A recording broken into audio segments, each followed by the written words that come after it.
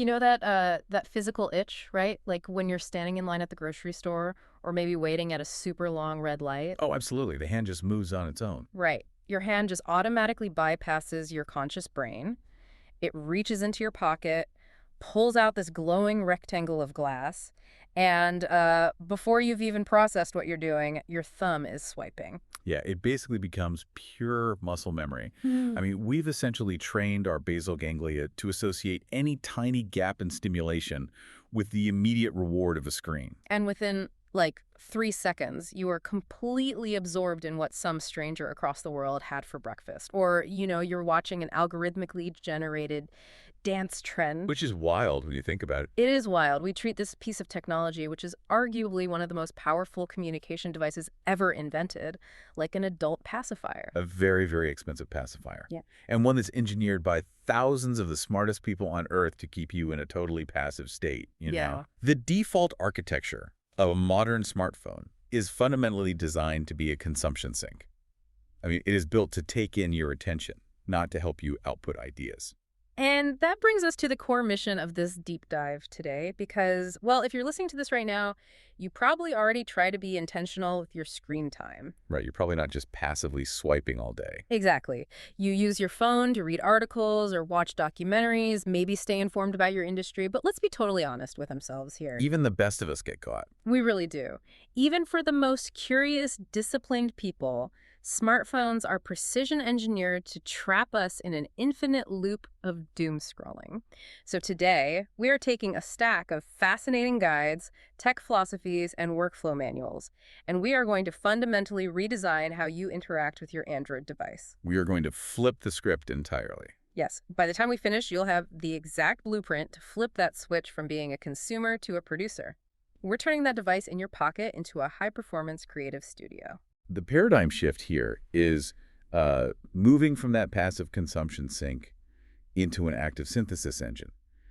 But to do that, We have to fix the environment first. precisely, we first have to address the physical interface you're staring at hundreds of times a day. Yeah, I was looking through our sources on this, and the very first step they demand is what they call a creativity machine audit, which makes total sense to me. It's foundational. Because you can't cook a gourmet meal in a kitchen overflowing with junk food.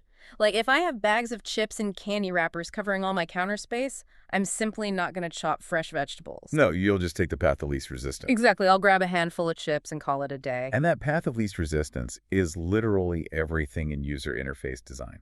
The default state of a smartphone actually kills creativity because it aggressively hunts down any empty space in your day. Those little moments of boredom. Right, like waiting at that red light we talked about. Historically, that is where the human brain wanders. It processes background information and generates novel ideas. But now, that void is filled instantly with algorithmic feeds. Instantly. So, if we are auditing our machines right now, I want you to imagine unlocking your phone. Picture your home screen. Okay, I'm picturing it. Look at the big three apps. The ones sitting right there in the bottom dock. The ones your thumb can just naturally reach without stretching. Exactly.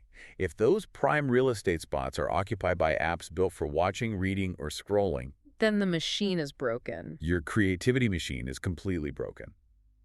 The governing principle in UI design is what you see first is what you do first.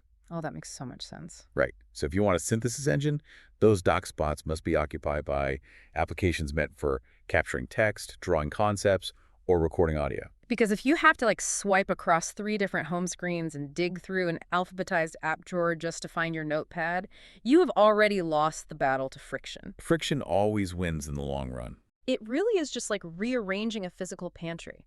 I want the healthy ingredients right there at eye level the second I open the door. The digital candy needs to be locked in the basement. That's a great way to look at it. So I take all my social media, my news feeds, my video apps, and I bury them deep inside nested folders. I make sure there's a heavy cognitive cost like multiple swipes and taps just to open them. But the sources suggest going even further with something called grayscale mode. Yeah, I saw that, and I have to admit it sounds incredibly severe. Severe, yes, but arguably the most effective environmental control you can implement. By diving into your digital well-being or developer settings, you can completely strip all the color from your display. So you're just left with pure black, white, and shades of gray. Exactly. And the biological mechanism at play here is fascinating. Evolutionary biology wired us to pay attention to bright, high-contrast colors. Like spotting a ripe piece of fruit in a really green forest. Spot on. App developers exploit this. They use dopamine-heavy reds and bright blues to artificially hijack your visual cortex. Oh, wow. That explains why notification badges are always that alarming shade of red. Precisely. They want your immediate, urgent attention. So when you neutralize those colors into gray, I imagine the phone instantly feels less like a shiny casino toy and more like, well, a simple utilitarian tool. It completely breaks the hypnotic spell of the interface. Mm-hmm. Combine that gray screen with the one-in, one-out rule, and you change your entire behavioral loop. Right, the one-in, one-out rule. The sources mandate a strict consumption-to-creation ratio for this. Basically, for every 30 minutes you spend consuming content, you owe 30 minutes of production. Okay, so let's say I actually follow this. I've turned my screen gray, I've hidden my social apps in a basement folder, and I've put a notepad right on my home dock. You're setting yourself up for success. But I'm standing in line, I pull up my phone, and I'm just staring at a boring gray screen. The urge to go dig a distraction app out of that hidden folder is still going to be massive. It definitely will be at first. So how do we actually replace that scrolling habit with a capture habit? This requires building out what they call the capture layer. The foundational philosophy of mobile creativity is that it is primarily a discipline of capture, not just spontaneous genius. So it's not just about being randomly brilliant. No, not at all. The operating rule you have to adopt is capture first, judge never. Okay, but I have to push back on behalf of human nature here. So often I'll be walking the dog or maybe making coffee, and a really interesting thought pops into my head. Happens all the time. Right, and my immediate reaction is almost always, oh, that's a great angle for that project. I don't need to write that down. It's so obvious. I'll definitely remember it later. And do you? Never. But why is relying on organic memory for those creative sparks such a massive trap? Because high-fidelity ideas are incredibly volatile. If we look at cognitive science, human working memory is a processing unit. It is not a storage drive. Oh, that's an interesting distinction. Yeah, so when an associative connection happens, when your brain suddenly links two completely disparate concepts together in a novel way, Yeah. that specific neural pathway is highly fragile. So if I don't write it down immediately... If you do not anchor it into a physical or digital medium immediately, the sheer volume of daily noise will just override it within minutes. The thought literally evaporates. That is terrifying. Which is why we need to implement a 5-second rule for ideas, meaning zero hesitation between having the thought and recording it. To achieve a sub-5-second capture time, you'd need, like, one-tap infrastructure. Exactly. We're talking about utilizing the widgets on your newly cleaned up home screen. Ah, so instead of opening an app, you just use a widget. Right. You place a dedicated widget for a tool like Google Keep or Obsidian. That way, with one single tap, you instantly have a blank text box ready to receive that fragile thought. But what happens when an idea hits me and it's not just a quick sentence? What if it's a whole paragraph of context? That can definitely happen. Trying to thumb type a complex, nuanced thought while I'm walking down the street feels like too much friction. I feel like I'd probably just give up halfway through. Typing is often too slow for the speed of thought. That is where the practice of thinking out loud becomes vital. Oh, using voice notes. Better than just voice notes. Instead of typing, you leverage voice dictation. Modern tools like the built-in Gboard microphone, Live Transcribe, or Otter.ai are incredibly accurate now. So you can just ramble your mental monologues out loud while you walk the dog. Exactly. The phone converts your messy stream of consciousness audio into searchable text in real time. The goal isn't coherence. The goal is securing the raw material. And here's where the guides get really interesting to me. It's not just about capturing our own internal monologues, is it? It's about capturing the external world, too. Yes, the sources call this sensor extraction. You use the phone's hardware as a sensory extension of your own brain. So instead of just taking a passive photo, you are actually extracting usable data from your environment. Exactly. Give me an example of how you'd use it. Well, like using Google Lens for optical character recognition. Say you're reading a physical paperback book and you find an amazing paragraph. You don't want to type the whole thing out. Right. Instead of typing it out, you point your camera at the page, extract the text, and instantly save it as a digital quote. It's brilliant. Or, my personal favorite, using an app like Adobe Capture. You point your camera at a gorgeous, moody sunset, and the software pulls the exact hex codes of the colors in the sky. It's like harvesting the colors. Yeah, it generates a custom color palette for your design work instantly. You are literally mining reality for raw creative materials. That is a perfect execution of a high-quality input protocol. You are flooding your system with rich, diverse data. But there is a catch. Always a catch. Raw capture is completely useless without connection. An inbox full of disjointed text files and color codes doesn't spontaneously become art. I know that feeling all too well. Having a digital inbox overflowing with random voice notes that just say things like, look into the history of blue paint, plus like 50 quotes from books and random sunset palettes. It just feels like digital hoarding at that point. It really does. So how do we move these raw materials from the inbox into the Forge? This transition is what they call the synthesis layer. Creativity is rarely about having one massive, isolated idea. It is almost always the act of connecting disparate ideas. It's about uncovering the hidden architecture between things. Exactly. But to do that on a mobile device, standard folder-based file systems completely fail us. We have to build what the sources call a second brain. I'm trying to visualize this because in a normal system, a note about a sunset goes into a nature folder, right? Right. And a quote from a poem goes into a literature folder. They are isolated. They literally never touch. So how does a second brain change that? Well, standard folders are linear and hierarchical, but your biological brain is associative. Your mind jumps from a color to a feeling to a memory. So we need software that mimics that jumping. Exactly. So we replace basic notes apps with relational databases. Obsidian is the prime example highlighted for Android in the guise. What makes it different? These applications use bidirectional linking and tag structures to create a growth graph. So it's almost like setting up a digital loom. A digital loom, I like that. Like I'm pulling in a red thread from a podcast note I took on color theory. I'm pulling in a blue thread from that sunset color palette I extracted. And I'm weaving them together with a yellow thread, which is the poetry fragment I scanned. Yes. And the software physically links them, creating a pattern or a visual web that I couldn't have possibly planned in advance. The digital loom is an excellent way to conceptualize it. You can visually see how your note on color theory maps to the sunset, which bridges directly to the emotional resonance of the poem. You are basically architecting an environment for forced serendipity. Forced serendipity, that's exactly what it is. I marvel at that concept. But sometimes, even with all these connected threads, my brain just stalls. You know, the logic loop just spins its wheels. Sure, we all hit those creative blocks. That's where the sources recommend utilizing an infinite canvas to break out of that. Because standard digital pages have rigid physical borders, right? Exactly. When you hit the edge of the screen, you unconsciously constrain your thinking to fit the space. Applications like Concepts or Infinite Painter provide a vector-based, non-linear environment. So you're not confined to an 8x11 page. No, you drop your core, synthesized idea in the dead center of the screen, and you can endlessly scroll in any direction, exploding that concept outward into dozens of visual sub-ideas. You literally never hit a wall. It mimics the boundless way the brain actually brainstorms. But what happens when you hit a mental wall anyway? Yeah, what if the infinite canvas is just intimidating and you are totally stuck? That brings up a highly unconventional tactic mentioned in the workflow manuals. They call it the wildcard integration. Wildcard integration. Sounds a bit chaotic. It is a bit chaotic. Yeah. Sometimes the most productive thing your phone can do is point you away from your own logic.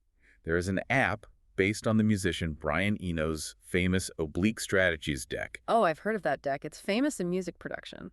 Right, so when your synthesis grinds to a halt, you open it, and it gives you a cryptic, randomized prompt explicitly designed to shatter your current mindset. The one that really stood out to me in the reading was the prompt, honor thy error as a hidden intention. That's a classic one. How would you apply that? Well, say I'm recording a voice memo, trying to work out a melody for a song, and right in the middle of a good take, my dog barks loudly in the background. Normally, that's incredibly frustrating. Normally, my instinct is to delete the track, get super annoyed, and start over entirely. But this prompt is telling me to look at that mistake as a feature. Honor the error. Right. Maybe I isolate that dog bark, loop it, pitch it down, and turn it into the bass line of the track. It completely forces lateral thinking. It demands that you stop fighting the constraints of your environment and start using them, which actually perfectly transitions us into the final stage of the deep dive. We have audited our environment, we have captured raw materials without friction, we have connected the dots in a second brain. The final step is execution. The production layer, turning those synthesized ideas into a tangible version 0.1 product right there on the device. But I have to admit, this is where I have a major conceptual hurdle. The screen size. Yes. The sources claim that modern Android devices possess the processing power of a high-end supercomputer from 2005, making them totally capable of professional-grade output. But practically speaking, It seems far-fetched. I just can't imagine typing a full essay or mixing a complex song on a cramped 6-inch screen. It just seems incredibly frustrating. I get it. It absolutely feels claustrophobic at first. But this reaction highlights a massive misconception about how we define focus. Okay, lay it on me. The defining metaskill of mobile creativity is realizing that the small screen and the inability to easily tile multitasking windows are actually features, not bugs. Wait, how on earth is a cramped screen a feature? Because it enforces sequential attention. Think about how you work on a laptop. You likely have, 15 browser tabs open? Usually more like 30. Exactly. You are supposedly writing an essay, but you're also glancing at your email, checking a Slack message, and cross-referencing Wikipedia mid-sentence. My attention is completely fractured. Yes. The physical constraints of a phone eliminate that completely. The small screen forces deep, sequential focus on the exact sentence you are writing, or the single audio track you are adjusting. Because you simply don't have the screen real estate to overcomplicate the task or multitask effectively. It actively destroys perfectionism. You literally have no choice but to do one thing at a time. That is strangely liberating. So if we embrace that constraint, what does the actual toolkit look like? Well, the guides mention building a minimalist's creative stack. A tight stack to avoid tool fatigue, right? Exactly. You do not need 20 apps. For drafting text, you use an app like IA Writer locked into focus mode, which dims everything except the exact sentence you're currently typing. That sounds incredibly helpful for staying in the flow. It is. If you are producing music or audio, BandLab or FL Studio Mobile puts a surprisingly robust digital audio workstation right in your pocket. For rapid visual prototyping, Canva works seamlessly. And for photography, I noticed the sources make a huge point about bypassing the default camera apps. Yes, they are very firm on that. They suggest shooting in RAW format and processing visual data through an app like Snapseed, which totally makes sense to me because the default camera AI just auto-enhances everything nowadays. It flattens all the shadows and makes every photo look like a generic plastic post. Exactly. By forcing yourself to process the raw visual data in Snapseed, you are training your eye to make actual creative choices about contrast and light. You are basically reclaiming agency from the algorithm, and you can augment this minimalist stack with hardware too. Oh, like the S Pen. Yeah, if your Android device supports an S Pen or a similar stylus, the tactile precision transforms the phone into a legitimate digital sketchbook. And for writers, the guide suggests utilizing a simple USB-C adapter to plug in a foldable Bluetooth keyboard. That provides a zero-lag typing experience. Yeah. You can literally sit at a coffee shop and turn your phone into a highly focused, dedicated typing terminal. A full distraction-free studio that just fits right in a jacket pocket. It's amazing. But a studio only works if you actually show up to it. The best tools in the world won't help if you don't use them. Right. So the manuals place a heavy emphasis on building creative systems into your daily routine. Things like morning pages. The practice of waking up and immediately typing 3 stream of consciousness pages on your phone. Yeah, just to clear out the mental clutter before the day's demands even begin. But the most crucial ritual is what they call the creative minimum habit. The creative minimum, how does that work? This is how you build the physiological muscle of synthesis.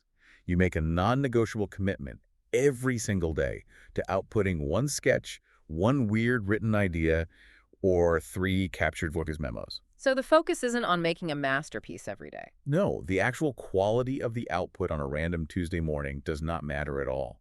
The repetition of the behavior does. You are training your brain to trust the process. You're proving to yourself that you are a creator, not just a consumer. We have completely dismantled the idea of the smartphone as a pacifier today. If you have been following along with this deep dive, you now have the exact blueprint to stop doom scrolling and start synthesizing. It is a totally different way of living with technology. It really is. It begins with auditing your environment, turning the screen gray and putting the tools up front. Then you establish a frictionless capture layer so no passing thought escapes. You weave those raw materials together in the digital loom of a second brain. And finally, you embrace the physical constraints of the small screen to produce focused, deliberate work. Your Android is now a portable studio. It represents a profound shift in daily living. You are moving out of a perpetual state of reaction and stepping into a state of deliberate action. And as we wrap up today, I want to leave you with a final thought to mull over. We've spent this entire time talking about how creativity is simply the collision of diverse inputs. Well, consider this. Right now, as you carry it everywhere, your phone is constantly, quietly absorbing the exact narrative of your daily life. It sees everything you see. It does. The specific places you walk, the weird photos you take, the obscure questions you search. It is an unmatched archive of your unique existence. That's a little daunting, but very true. So, what happens to your creative output when you finally realize that you are the architect of your digital environment, not some behavioral algorithm? What could you build with all of that? Exactly. Could the missing piece to your next big project, your next breakthrough, already be hiding in the digital breadcrumbs you've left inside your own phone today? Next time you're waiting at that red light and your hand automatically reaches into your pocket for that glowing rectangle, what are you going to do with it? Hopefully something new. Thank you so much for joining us on this deep dive. Now go out there and test your new creativity machine.